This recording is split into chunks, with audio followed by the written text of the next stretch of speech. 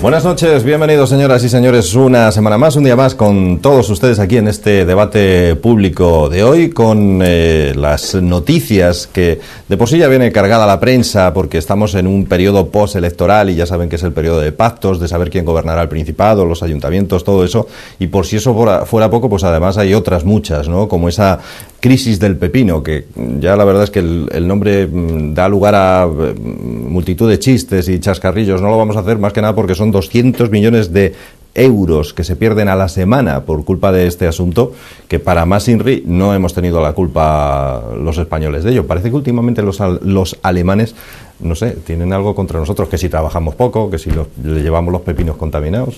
Hombre, Gustavo, bueno, ¿qué tal? Han visto por televisión los huertos biológicos que están haciendo los indignados en las plazas de España y entonces, pues, como tienen además voluntad de fastidiar a la agricultura, a los primores españoles, porque su producción va con un cierto retraso por las cuestiones climatológicas, pues, hombre, yo espero que para lo poco que sirva Europa sea para pagar las indemnizaciones que se deben por este error que han cometido y esta campaña tan vergonzosa y que tanto está perjudicando a la imagen de España, aunque eso tardará mucho tiempo en lavarse. Recordar lo que pasó con las vacas locas y con otros ejemplos de este tipo. Y también lo que demuestra esto es la falsedad de la supuesta realidad europea.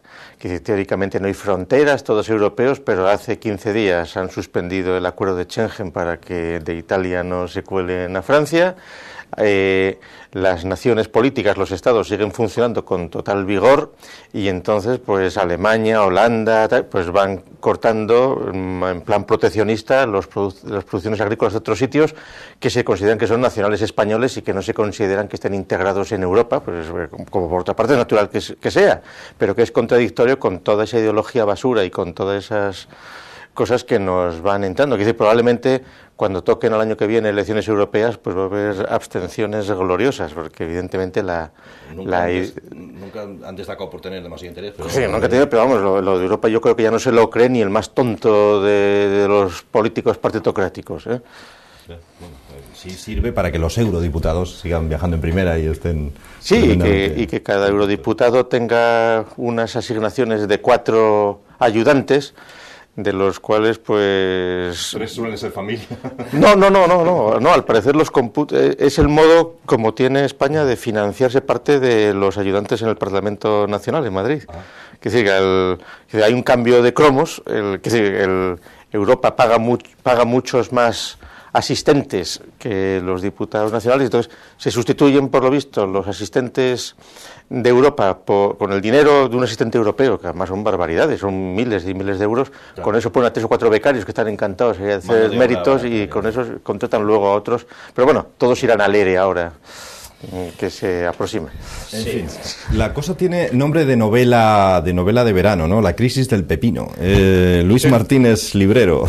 ¿Qué tal, Luis? Buenas noches. Bien.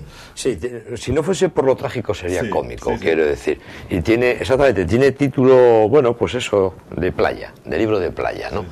Pero bueno, la realidad, y coincido con Gustavo precisamente, yo creo que es la fragilidad ahora mismo de Europa en todos los aspectos. Quiero decir, ni tan siquiera son capaces de determinar si esos pepinos habían sido españoles o son de los que están de paso por España, que se producen en el norte de África, etcétera, etcétera, etcétera. Quiero decir, porque claro, ahora Comunidad Europea no es solamente los que estamos dentro de Europa, sino cosas que están fuera, o países, o situaciones geográficas que están fuera de Europa, que pertenecen a Europa, en el buen sentido de la palabra.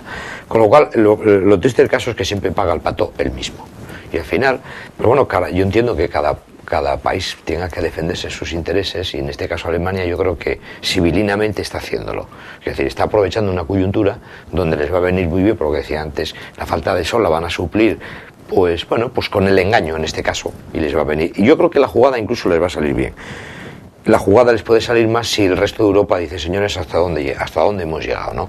Porque claro, lo que estaba comentando ahora Gustavo sobre los asistentes, a mí me recuerda cuando una persona en Alcalá de Henares hace unos años me explicó el significado de la palabra gorrones, que yo no la sabía absolutamente.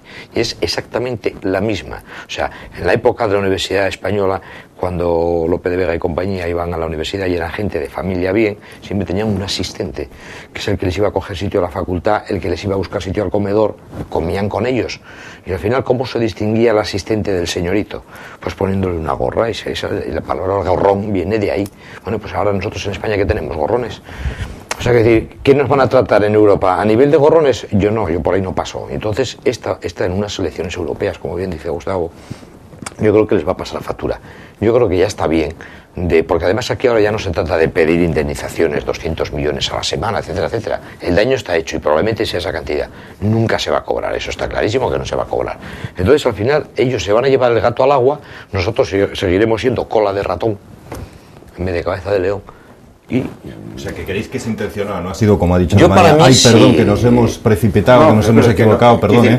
Cuando ya de repente ya acusan a España es porque en el fondo les molesta la pujanza en el mercado hortofrutícola de España, en ese sentido. A Alemania y a Francia, que en cuanto tienen disculpas empiezan a quemar camiones, y empiezan a bloquear camiones y a deshacer camiones de fresa, etcétera, etcétera. Sí. Claro, en España... Como bien se ha dicho, buena parte de estos productos vienen del norte de África, con la disculpa de que si no se cultiva allí vendrían más emigrantes y todas estas cosas. Y son las negociaciones luego a nivel de pesca, de caladeros. Es que lo de Europa es una engañifla. Y la verdad es que el ciudadano tendría que enterarse. O sea, que decir, ¿por qué nosotros permitimos que pasen, perdona, Gustavo, pasen naranjas por España cuando somos un país, el aceite, 50.000 cosas que estamos produciendo a nivel europeo en calidad y en cantidad, y resulta que permitimos que por nuestro país pasen en dirección a Europa otras cosas que no vienen de aquí, vienen del norte de África? Bueno, ¿y por qué los españoles, los barcos españoles van a caladeros africanos? Españoles y no españoles, también de la Comunidad Europea. Bueno, porque son esas negociaciones que ellos saben que existe y que además en un momento de calentura yo, un ciudadano de a pie, no político y que no cobro, puedo decir, joder, los pepinos alemanes. Pero es que a un político no se le puede permitir ni tan siquiera dudar absolutamente nada hasta que no tenga una certeza. Y esa certeza puede pasar una semana, de días, 15 días. Y luego eche culpas, pero no siembre antes. Porque claro, el que siembra luego recoge. Los que recogen son ellos, Además, en España sucede, como es bien sabido, que buena parte de la gran distribución alimentaria está en manos francesas. En varios países del centro de Europa están cobrando por cruzar los camiones, las autopistas, por España no, es decir, que se están cruzando, etcétera, etcétera, que aquí estamos haciendo el tonto, es decir, que siguiendo con el chiste, pues Pepiño no opera con el pepino. Esto debería ser una cuestión directamente suya, claro. Suyo, evidentemente, por analogía. Porque Rubalcaba ya tiene bastante conocimiento. Rubalcaba ya está él intrigando en sus cosas. Esto es cosa de Pepiño. Sí, además le viene bien. Sí. Bueno, ha servido además esta crisis del pepino para ver imágenes que hace mucho que no veíamos, de, por ejemplo, la consejera andaluza de Agricultura comiendo pepinos. Pero sin pelar ni nada. Sin pelar ni nada, es verdad, eso es curioso. Nada, crudos, o sea, cogidos de la mata directamente. ¡Qué miedo! Pero fijaos, es que esto luego nos suena un poquito a chiste, o sea, que decir, recomendaciones del Ministerio de Sanidad, hablo de España.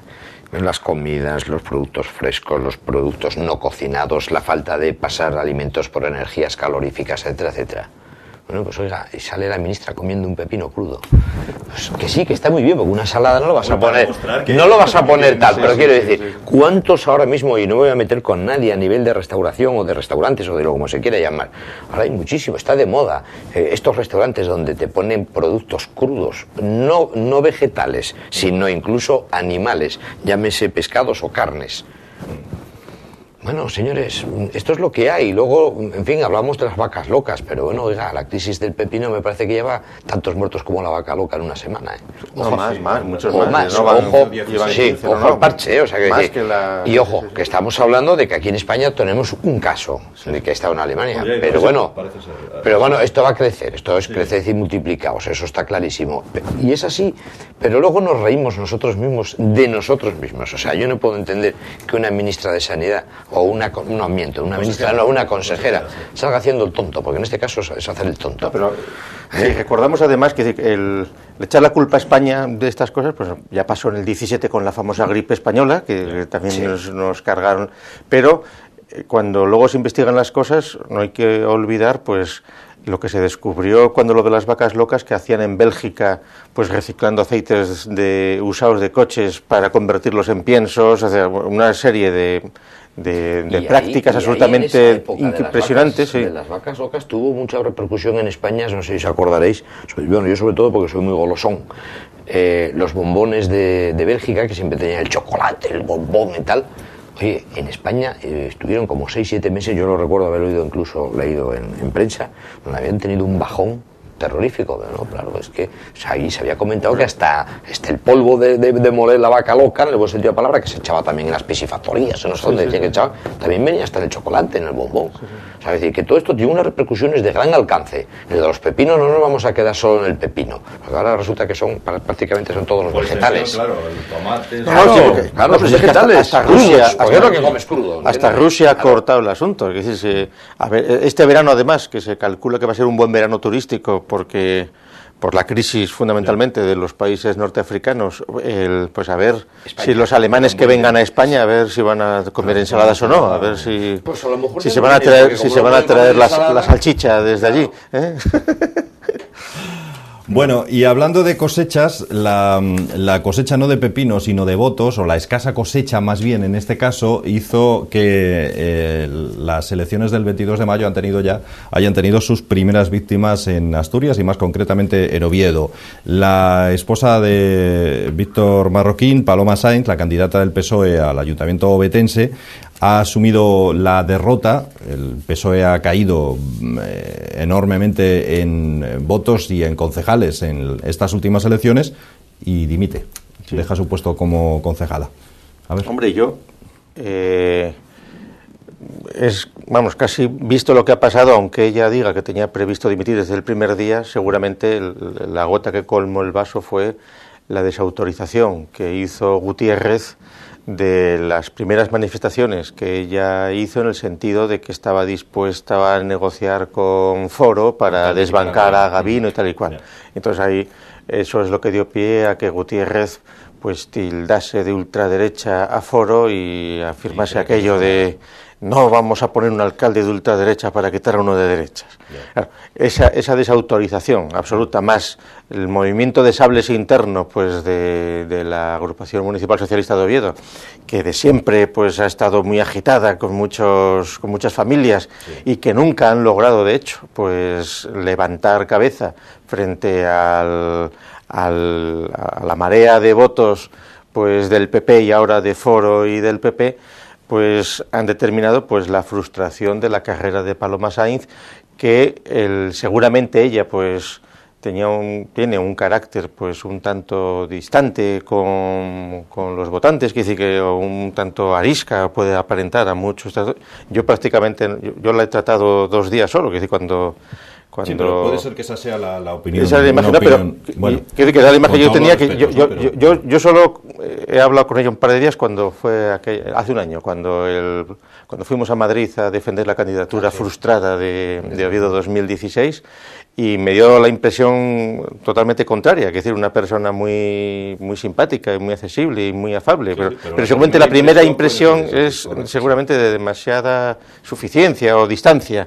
No sé si será por esa razón. Evidentemente el PSOE ha caído en picado en todos los sitios por lo que está cayendo y de hecho también hay que reconocer que en Oviedo la oposición durante los últimos 4 años la capitalizó más Rivi que el Partido Socialista, es decir, que seguramente pues el crecimiento en votos de Rivi, que han sacado 3 concejales, tiene también que ver con esa mayor presencia.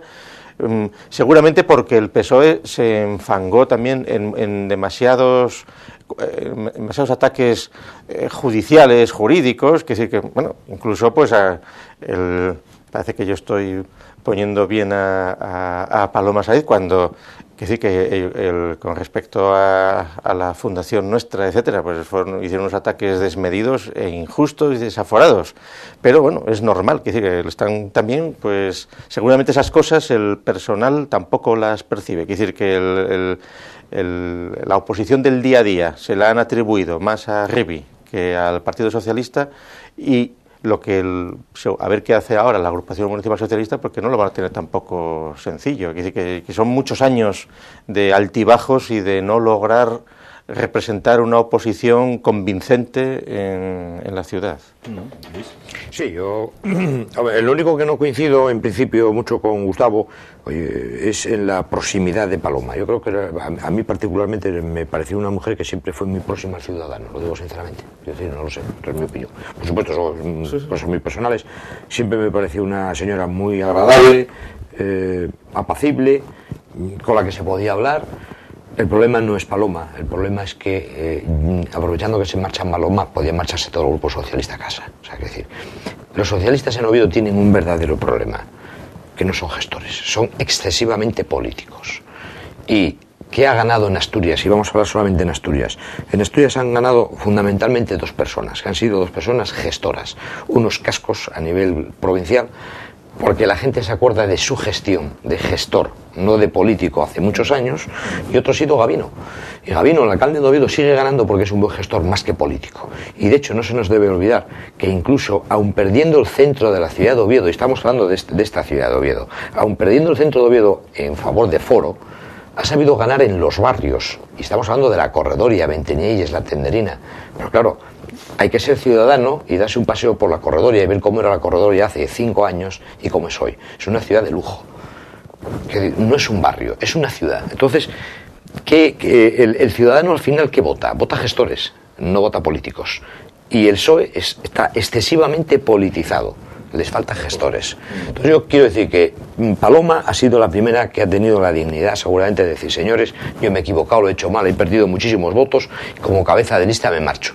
Pero claro, la gente que estaba con Paloma lleva muchísimos años. Bueno, luego hay otro problema en Asturias que tenemos, y sobre todo en Oviedo, que prácticamente todos los políticos llevan años y años y años y años. Y yo sigo sin entender, por ejemplo, tú decías lo del Ribe, que me parece muy bien, ha crecido, quizás sea una persona que efectivamente haya hecho más oposición, incluso política, si quieres, o de gestión, que el propio PSOE, pero claro, es que lleva, no sé, los años que lleva, y yo ya, chico, canso, como ciudadano, me gustaría ver otras caras. Y lo digo de todos los grupos políticos, no puedo decir lo mismo de Foro, porque acaban de empezar, o sea, que decir...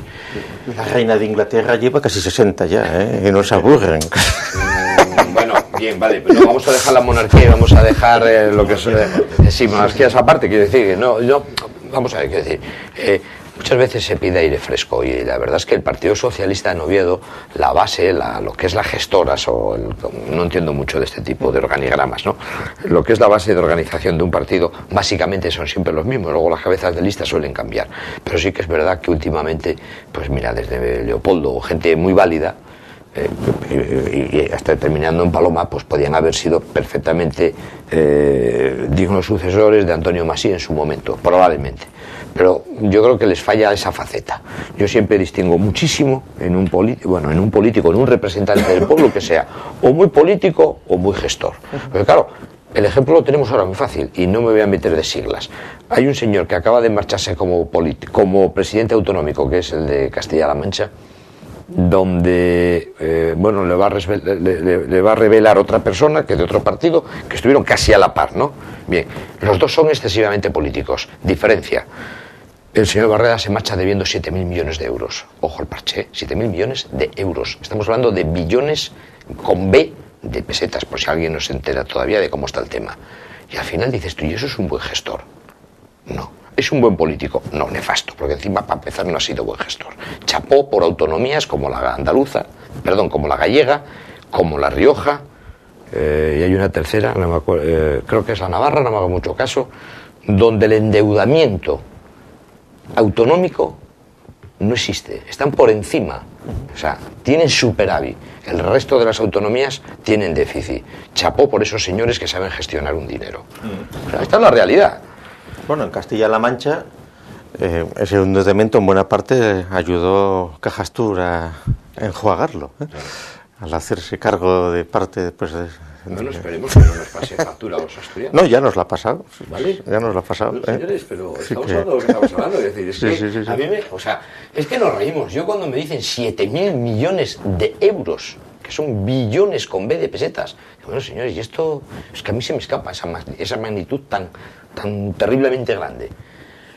y seguimos y nos reímos y vivimos, o sea, quiero decir que no pasa nada. Por eso, yo quiero decir, y estábamos hablando de Paloma Sáenz, quiero decir, yo creo que el problema de Paloma es que el grupo al que pertenece no está a la altura de las circunstancias, políticamente, ni a nivel gestor, quiero decir, y se falla. Si dimite Paloma Sáenz, ¿no debería haber dimitido quien la puso ahí también? O sea, ¿no debería haber más dimisiones? Porque parece que solamente se centra todo en ella como cabeza de chupo, ¿no? Que detrás de ella hay un grupo que se ha equivocado, que es la que lo puso, se supone, ¿no? Sí, no, yo en esas intimidades de la AMSO o del PSOE yo no entro porque no lo sé. Pero, hombre, como suele suceder en estos casos, pues que concentran todos la maldad en la persona dimitida y parece que ella ya asume todas las penas y salvan a los demás, absorbe todo y ya se resuelve, los otros quedan limpios, ¿no? Que es lo que pasó con Tolivar o cosas así, ¿no? También es verdad que si ahora mismo el PSOE en Oviedo o incluso a nivel de Asturias, habida cuenta la pérdida de escaños o de diputados, incluso se podría hacer una comparación, ¿no? O sea, no vas a decir, bueno, perdió el candidato, perdió la candidata y se van todos a la calle porque el grupo va detrás. Bueno, tendrán que tener un repuesto, no sé cómo te voy a decir. Esto tiene que tener paulatinamente tendrá que tener una solución, no a largo plazo, incluso a corto plazo, ¿no? Integrando personas, en lo que sea. Pero claro, que yo, y lo digo con todo el cariño del mundo, que Paloma sea la que paga el pato, a mí particularmente como ciudadano de Oviedo, pues no me gusta, lo digo sinceramente. No, vamos a otra escala el PSOE tiene que hacer toda una renovación interior. Es decir, Rubalcaba no es la solución, evidentemente. Sí, es la solución ideal, lo digo sinceramente, es el futuro, es la juventud. Pues yo me acuerdo de la época de Felipe, o sea, 25 años, bueno, es el candidato joven del Partido Socialista. Chapó, señores, qué medida más guapa la de Rubalcaba, y no vamos a cambiar de tercio que estamos en Oviedo, no, pero Gustavo, quiero decirte, es que memoria histórica ahora se está muy de moda. Yo es que me acuerdo de este señor, bueno, es que más ves las imágenes de hace 30 años y yo también tengo muchísimo menos pelo y tengo más barriga, porque los años no pasan en balde para nadie, ¿no? Pero quiero decir, es que Rubalcaba ya lo conocemos hace 30 y tantos años y sigue haciendo lo mismo. Y se acabó mal con Felipe, se acaba mal con Zapatero y resulta que es el hombre recambio que nos va a dirigir los destinos de este país, o pretende. Dios mío de mi vida, ¿dónde vamos? Bueno, como veranea en Llanes, digo yo que algo positivo trae. No, mira, lleva muchos años veraneando en Llanes. No sé en qué va, pero desde luego en el tramo en que era Llanes seguro que no debe usarlo. Y menos por el verano. O sea, fíjate tú lo que nos beneficia a los asturianos. Nada. Él veranea en Llanes desde que se urdió el plan urbanístico de Llanes. Es decir, fue cuando... Fue así, cuando llevaron a veranear a 3 ministros allí para poner de moda el asunto. Y luego él ya se quedó por allí, en Bricia, y va a la playa de Niembro y esto. Y entonces el asunto de Llanes, si por fin a nivel regional pues acaba Foro teniendo la presidencia del Principado, va a ser muy entretenido, porque claro, está Fidel Sánchez como diputado regional, en Llanes el PSOE tiene la mayoría absoluta, va a seguir controlando por una diferencia solo de un voto, pero claro, el control, por mucho Rubalcaba que esté, el control directo del Principado puede que sea de Foro sobre lo que suceda en Llanes, con un plan urbanístico patas arriba y con Fidel Sánchez conociéndose todas las intimidades del asunto y habiendo soportado en los últimos años el desprecio, las malas formas de la alcaldesa de Llanes hasta unos límites infinitos, con lo cual el panorama está por lo menos templado, ¿eh? Sí. ¿Y pensáis que eso puede ser, ya que lo cita Gustavo, que al final vaya a gobernar Foro Asturias el Principado? Porque uno no sabe qué pensar, ha pasado ya más de una semana y a veces no parece que esté tan claro, ¿no? Que pueda haber un pacto PP, Foro Asturias o no, o que pueda haber una abstención, decíamos ayer, del PP, con lo cual dejen camino para que PSOE e Izquierda Unida puedan gobernar, aunque sean minoría. Hombre, mi opinión es que hay demasiada desinformación y demasiado ruido por parte de determinados medios de prensa y demasiados intereses. De hecho, el PSOE ya está calculando que no va a gobernar ni en Gijón ni en el Principado y están ya pues tomando medidas de todo tipo, y entonces lo normal parece que Foro con mayor o menor colaboración del PP, o integración o no en el ayuntamiento o en el gobierno, o simplemente apoyo, será quien asuma las riendas, porque entre otras cosas es lo que la mayor parte de los asturianos han deseado al votar masivamente a un partido nuevo que salía con unas dificultades de partida grandes, que no tenía acceso a los espacios publicitarios gratuitos de los medios de comunicación y cosas así. Entonces, eso parece que es indudable que va a ser así.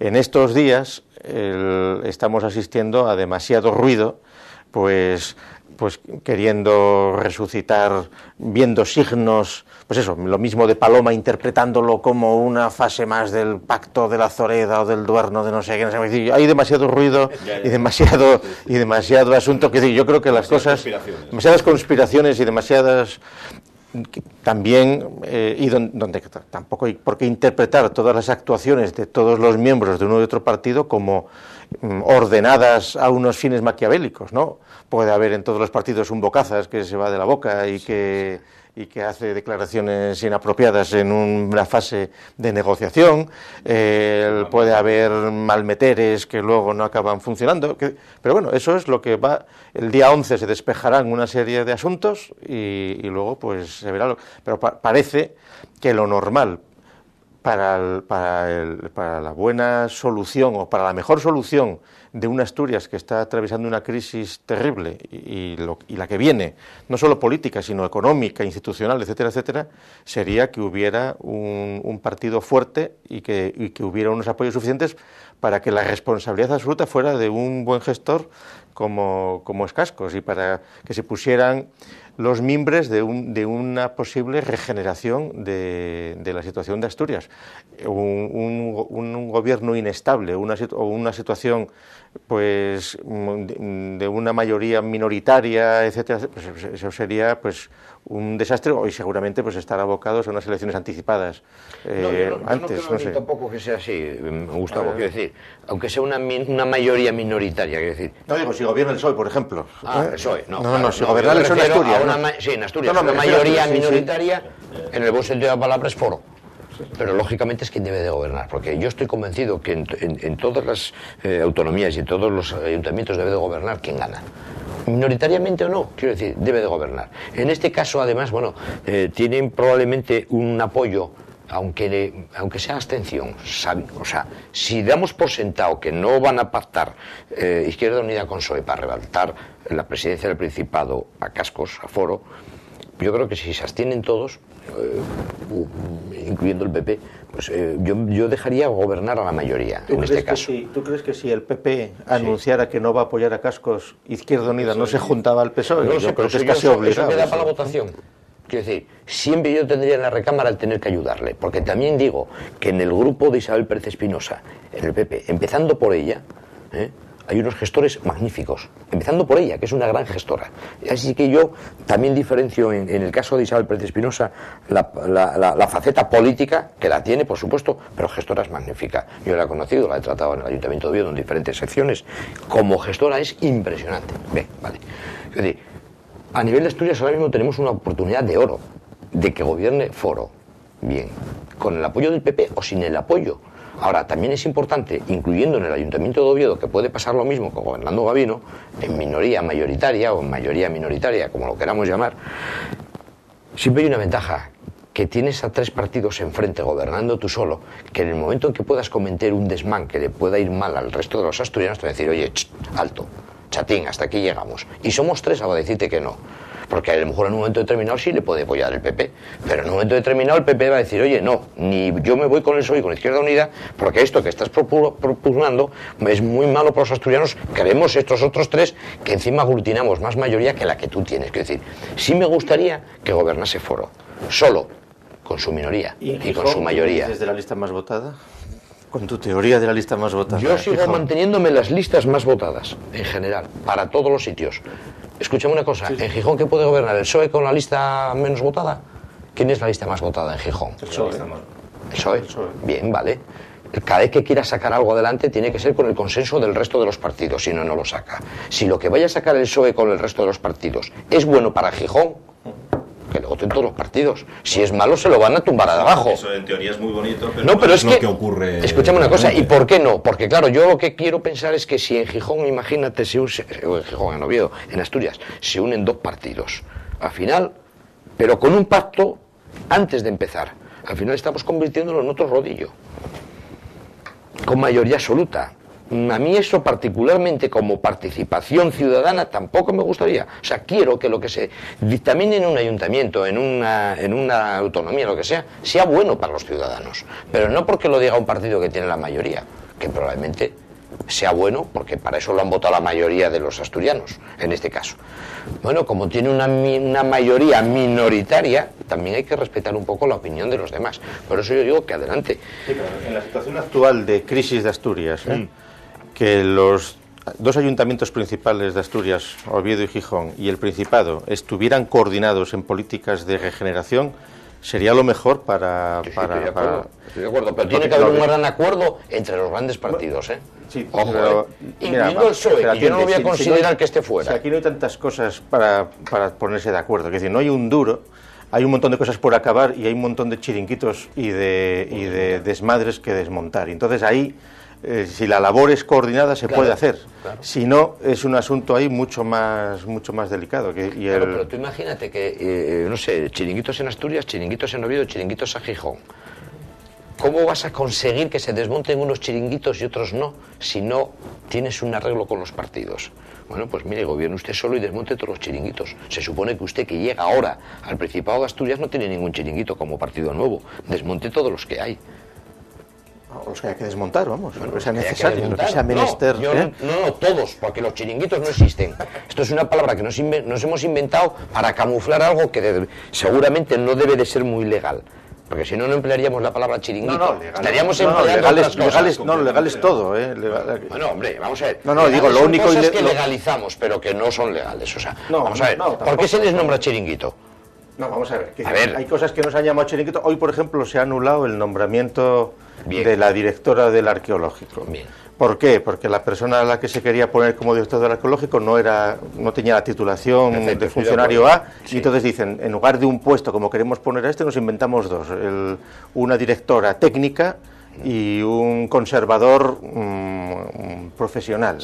Claro, eso lo han desmontado. Eso no era un chiringuito, pero eso era un comportamiento discutible.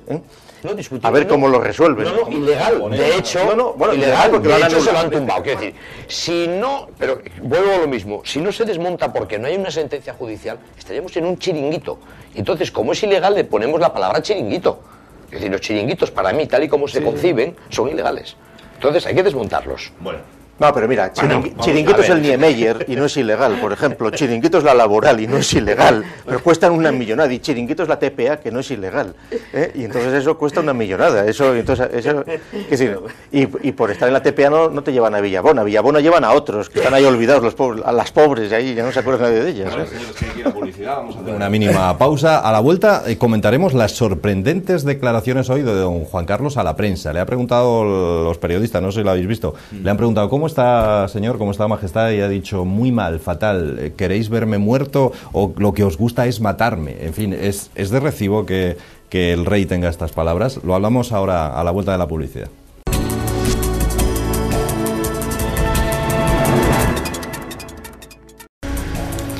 Pues aquí estamos de nuevo con todos ustedes. Decíamos que los hechos ocurrían esta misma mañana en una audiencia del rey. Este ha mostrado ante la prensa sin ningún tipo de miramiento su malestar por los comentarios que hace la prensa acerca de su estado de salud. Algunos casi dicen que ya está para ir muriendo, que está ya en una situación muy lamentable, en fin. Y él ha respondido a eso encarándose a la prensa diciendo lo que os gusta es matarme y algo así como estoy fatal, como lo que os gusta es matarme y ponerme un pino en la tripa. Bueno, no sé si queda en una anécdota, lo veis vosotros como tal o es algo más. Una salida airosa, en plan irónico, excediéndose y así ha neutralizado todo lo que se pudiera decir, porque para eso está Peñafiel ya luego para ir metiendo cizaña e inventándose cosas que le puedan pasar, ¿no? Sí, no, yo, quiero decir, a mí ese aspecto campechano que tú acabas de decir, Víctor, del rey, que además es así, yo creo, no sé, las veces que lo ves en televisión y tal, y cuando está distendido, pues a mí me encanta que sea así, y esta es la realidad.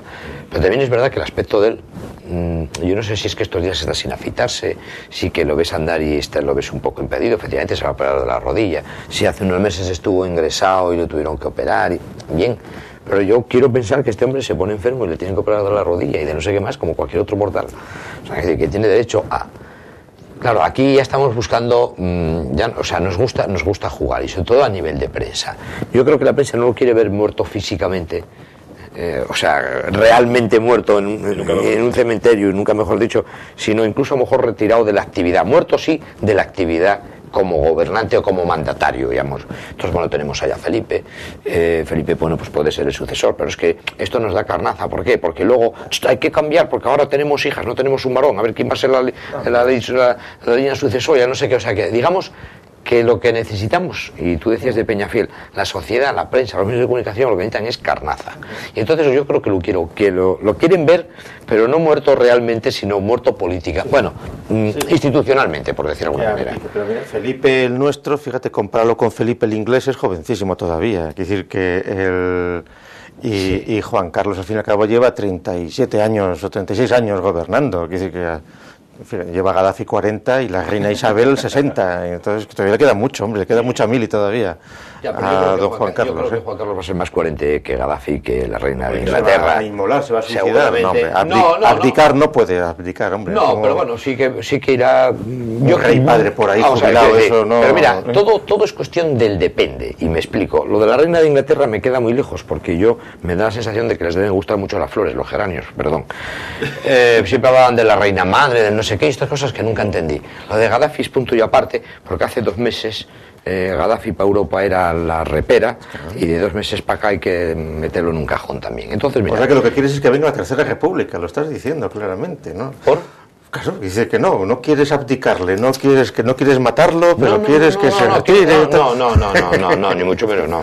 Además, bueno, tercera, mira, hablas de la República, ¿tercera o cuarta? Se habla de la Cuarta República, no la tercera ya la pasamos, ¿eh? Ya, bueno. O sea, tú lees, o sea, yo soy de leer y estoy en el mundo del libro. Yo si tengo que hablar de República hablaría de la cuarta, no de la tercera, fíjate.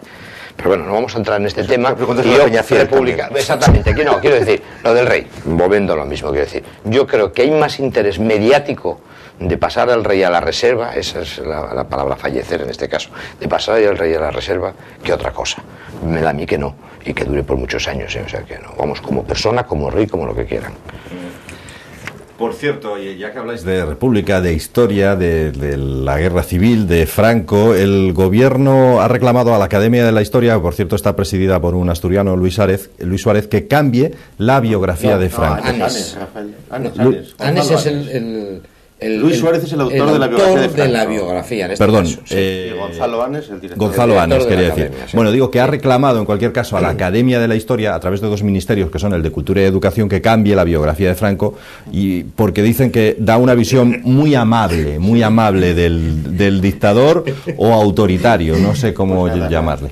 La socialdemocracia gobernante, cuando le quedan unos meses, esperemos, para abandonar también el gobierno de la nación, pues se rearma con resabios estalinistas y ya quiere la ley de memoria histórica aplicarla al máximo y ya dictar a cuál es la historia oficial que tiene que haber para todo, ¿eh?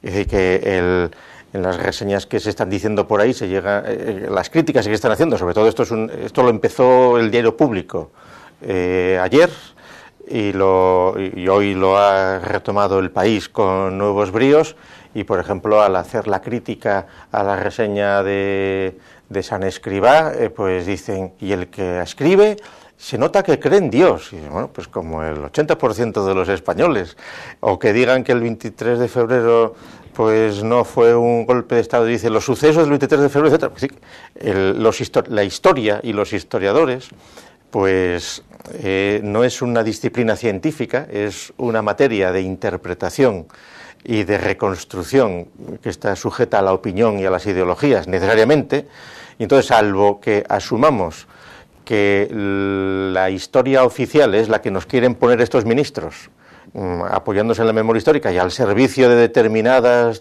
pues lo otro hay que respetarlo, si les guste o no les guste, si no habría que destruir prácticamente todos los libros de historia de aquí y del pretérito. Es decir, claro, ¿qué es lo que les gustaría hacer? Es decir, claro, la historia, una historia del siglo XIX como la de La Fuente, pues esto si les dejas te la destruirían porque está justificando un estado burgués, no sé qué más, y habría que hacer una donde se resaltase pues la emergencia de las clases que iban a terminar pues con el antiguo régimen o cosas así, en plan con otras categorías.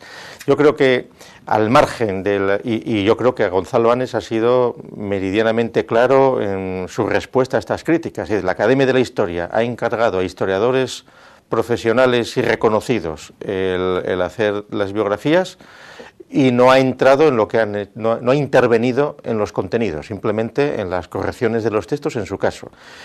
La Academia de la Historia es una institución secular en España que tiene ahí su tradición, donde los académicos tenían el privilegio de escoger las entradas que querían hacer para este diccionario.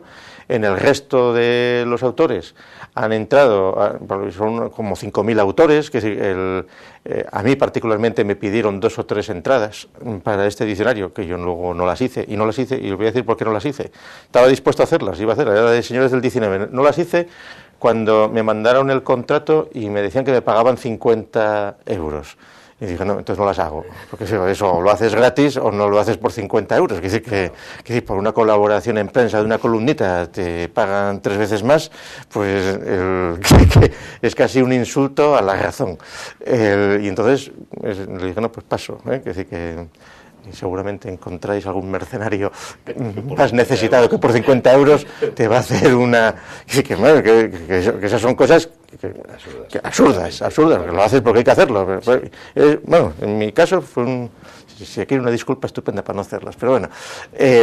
Y entonces, yo creo que aquí, y lo que se está pidiendo de que se retiren esos libros, que se retire tal, hombre, esto yo creo que hay que coger todos estos recortes y hay que ver toda esta operación para ver si dentro de un año, por estas fechas, que haya un nuevo gobierno en la nación, se dan cuenta del sectarismo y del peligro de las posiciones de ese esclérigo como el ministro de Educación, ¿cómo se llama este? El Urdangar, el Gabilondo, ¿no? Gabilondo, y la de Cultura, que cuando este asunto no dependió de Cultura, este asunto dependió de Educación y de Industria. Bueno, Industria porque lo financiaban por la vía de las nuevas tecnologías, eran dineros que salían de ahí. Y entonces, porque efectivamente lo que sí que habría que hacer es al contrario, ver cómo han enseñado los dientes aquí estos totalitarios del pensamiento único para dentro de un año tener fuerza, el PP sí la tiene, para reconstruir y limpiar los libros basura de historia que están en las comunidades autónomas, inventándose una historia de ficción para consumo de los españoles, atontando absolutamente con historias ficción, cuyos resultados, pues en buena medida es lo que estamos viendo en los indignados que están por ahí protestando con grandes despietes, etcétera, ¿no? Pero ¿no creéis que puede ser un poco tendenciosa esta historia, porque esta biografía de Franco, porque Luis Suárez está ligado a la Fundación Francisco Franco, es presidente de la Hermandad del Valle de los Caídos, en fin. Pero vamos a ver, tú haces la biografía de Belarmino Tomás y te la hacen desde la UGT, etcétera, y ¿cómo lo presentas? ¿Tú cómo presentas? Si es la discusión que se tiene continuamente, ¿el 34 fue un golpe de Estado, una insurrección contra la República? ¿Qué fue? Hablamos de antes de la Cuarta República. Entonces, vete contando según quién escriba. Según quien escriba. Claro. Entonces aquí el asunto es que el sectarismo y la toma de partido en historia es prácticamente imprescindible. La ecuanimidad no existe. Es lógico porque además, mira, hay una cosa para mí importante, y en este caso estamos hablando de Luis Suárez, a la sazón asturiano de prestigio como pocos. Es una persona que pertenece a la Real Academia de la Historia, quiero decir, no es un mindundi cualquiera. Bien, que esté adscrito o coaligado con determinados estamentos, no lo sé. Hasta ahora era incuestionable lo que decía Luis Suárez, y esto es verdad. Se le va a cuestionar ahora precisamente por este tema. Bien, yo me quedo con 2 cosas: pensamiento único y libertad de expresión. no la hay, por más que se encarguen en promulgar lo que quieran desde el partido del gobierno. Entonces, ni Gabilondo, ni la ministra de Cultura, no sé si habrán nacido después de la muerte de Franco, pero desde luego no vivieron absolutamente nada de esa época. Luis Suárez, yo viví... Gabilondo sí, Gabilondo sí. Era fraile. ¿Y era fraile entonces? Sí, bueno, pues fíjate tú, será como... Bueno, pues serán de los frailes que también salieron los de la ETA.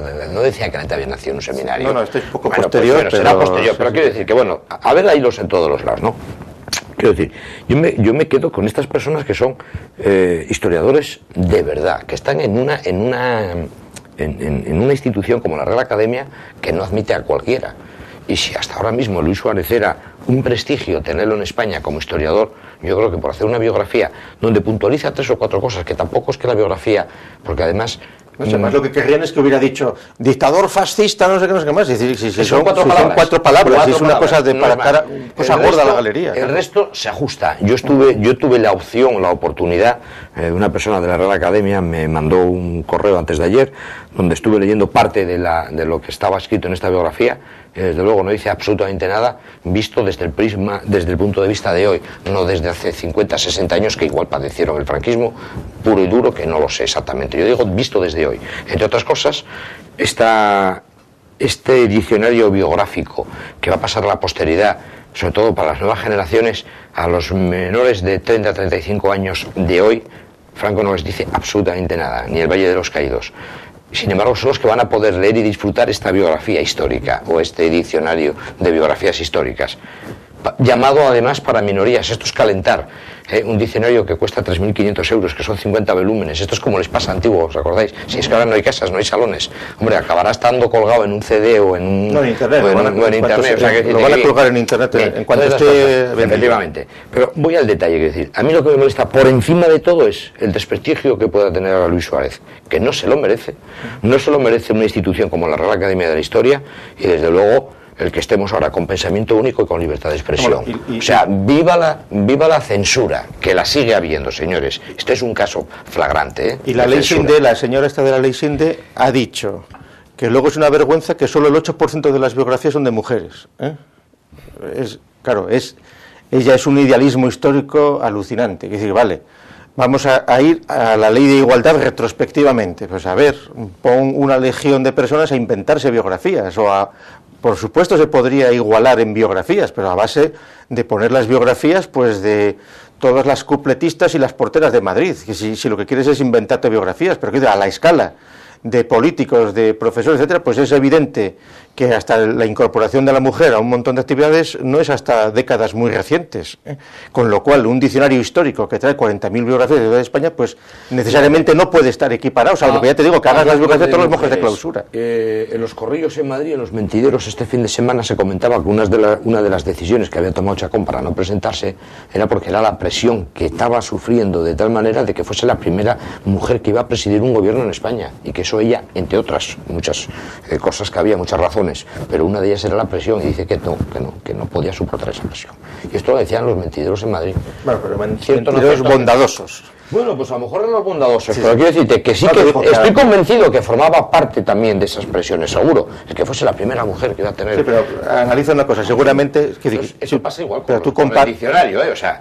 Tú miras la Chacón, con sus cualidades, por ejemplo, como orador, en entrevistas, etcétera, pues, prácticamente desconocidas, ¿eh? Es decir, que ella tiene una capacidad muy limitada para ser una política que tiene que darle cara. Yo creo que ahí también se asustó. Es decir, y ahí también, y eso es una cosa para analizar también desde las izquierdas, ¿eh? Es decir, analiza, pues vaya ministras que tenemos en el gobierno dialécticamente hablando. No, te digo, para analizar cómo las señoras que son políticas por vía del PP suelen ser mucho más brillantes que las señoras que son políticas por vía del PSOE.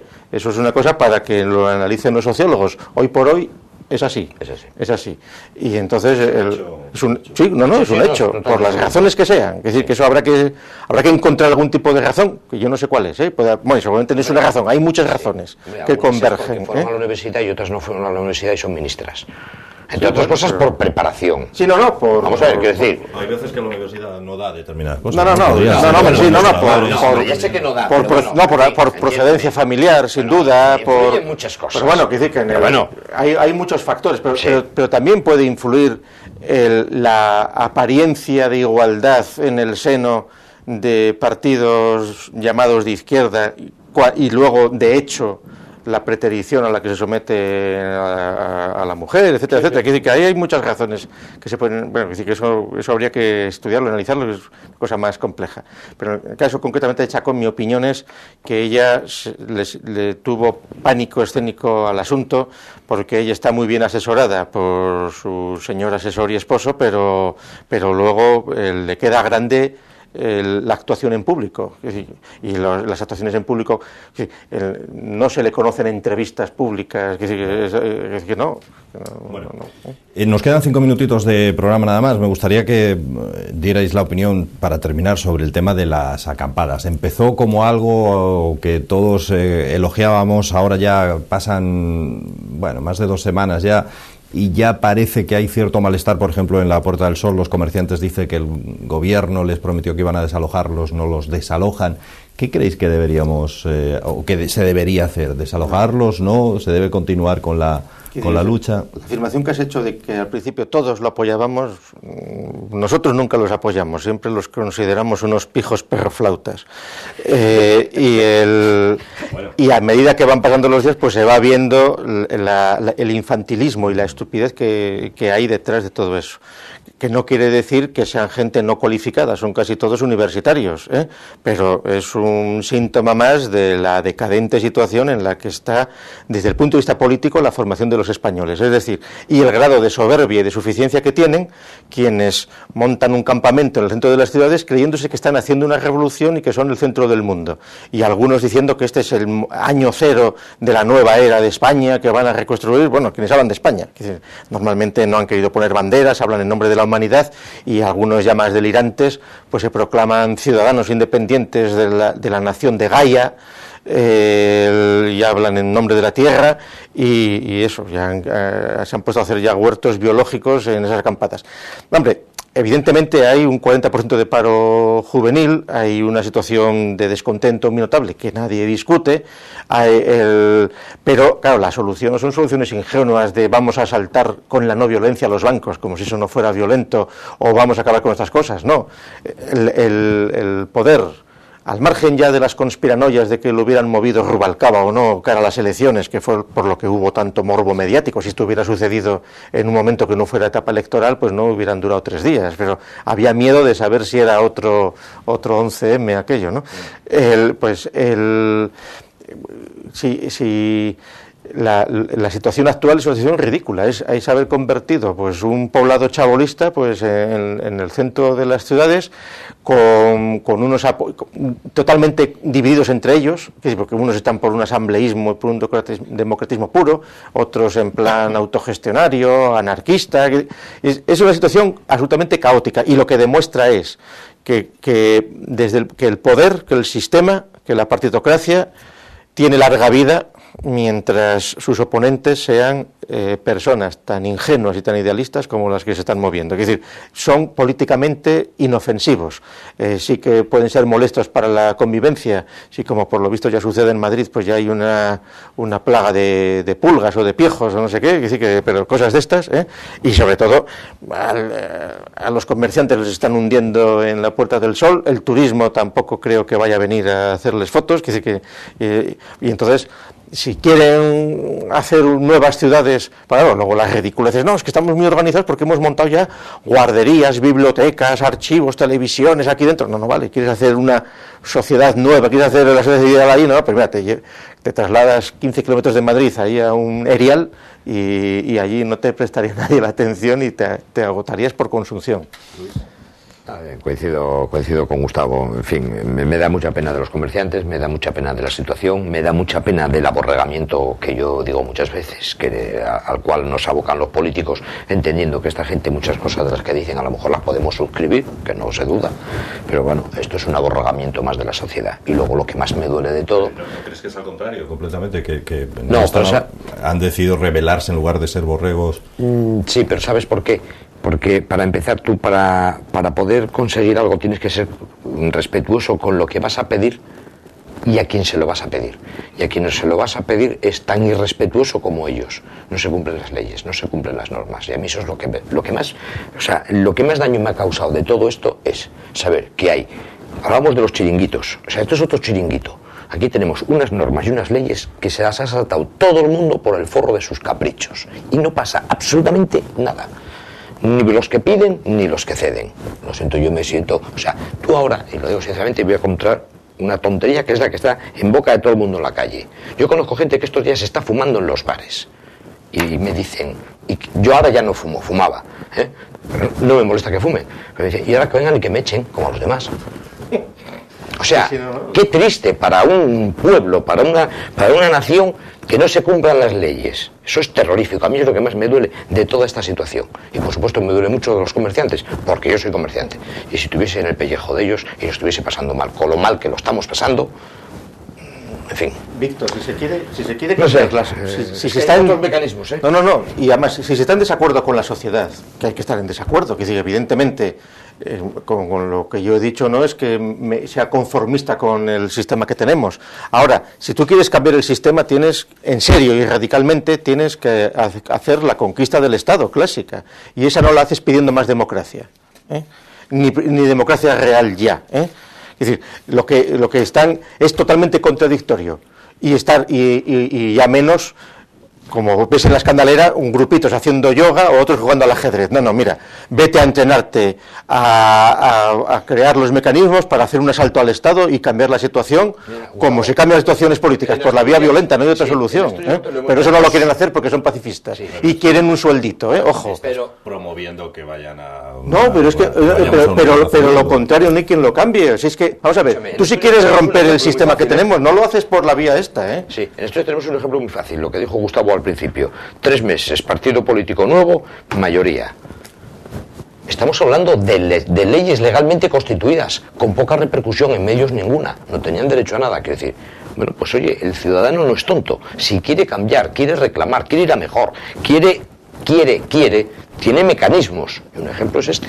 Oye, todo lo que se están reuniendo en Asturias en estos asuntos, si lo sumas, son menos votos que el partido antitaurino o incluso que el PAS, que ya tuvieron pocos, pero quiere decir que si son 4 gatos, que ha sido todo un montaje exagerado por los medios de comunicación por la coyuntura de las elecciones y por el morbo de si era una cosa conspiranoica iba a determinar el voto. Sí, y que seguramente les ha salido el tiro por la culata, es decir, que...